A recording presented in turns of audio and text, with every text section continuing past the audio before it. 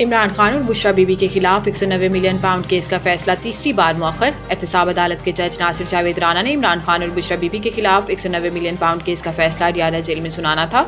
जज नासिर जावेद राना का कहना था कि मैं सुबह 8:30 बजे से अदालत में मौजूद हूँ। पानी पीटीआई को 2 बार पैगाम भेजा लेकिन वो नहीं आए और ना ही बुशरा बीबी या इनके वकला की तरफ से कोई पेश हुआ। इमरान खान की जानिब से कहा गया है कि जब तक मेरी फैमिली या वकला में से कोई नहीं आ जाता तो मैं कमरा अदालत में नहीं आऊँगा।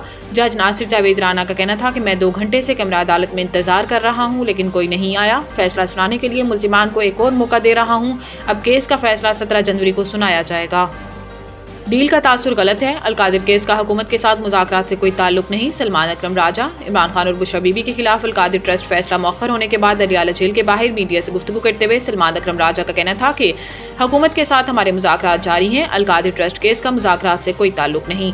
सलमान अकरम राजा का कहना था कि यह तासुर देना कि कोई डील नहीं हो रही जिसकी वजह से केस का फैसला मौखर हो रहा है बिल्कुल गलत है। हुकूमत से मुज़ाकरात का मकसद जमहूरियत है। सेक्रेटरी जनरल पाकिस्तान तहरीक इंसाफ का कहना था कि ये सुनने में आ रहा है कि हुकूमत के साथ मुज़ाकरात की तीसरी नशिस्त 15 जनवरी को होने जा रही है। दूसरी जानिब चेयरमैन पीटीआई बैरिस्टर गोहर का कहना था कि हमें दीवार पर लिखा नजर आ रहा है कि हमारे खिलाफ इंसाफ नहीं हो रहा। अगर हमारे साथ इंसाफ होता तो इमरान खान और बुशरा बीबी के खिलाफ अलकादिर ट्रस्ट का फैसला बहुत पहले आ चुका होता।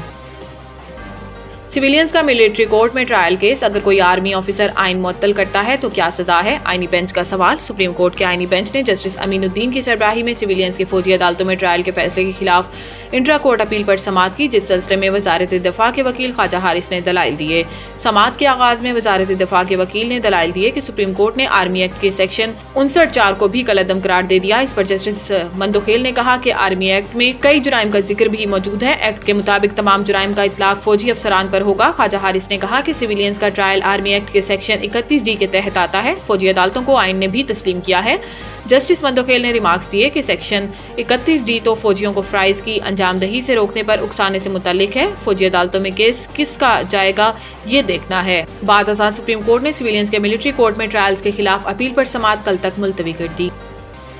बिजली कंपनियों की नाअहली गर्दिशी कर्जों में सालाना 600 अरब रुपए से जायद का इजाफा। तफसीलात के मुताबिक बिजली की तकसीमकार कंपनियों के बारे में ताज़ा आदाद शुमार से पता चलता है कि नाअहलियों से भरी डिस्कोस गर्दिशी कर्जों में सालाना 600 अरब रुपए से जायद का इजाफा कर रही हैं, जो कि अब बढ़कर 2.467 ट्रिलियन रुपए हो गया है।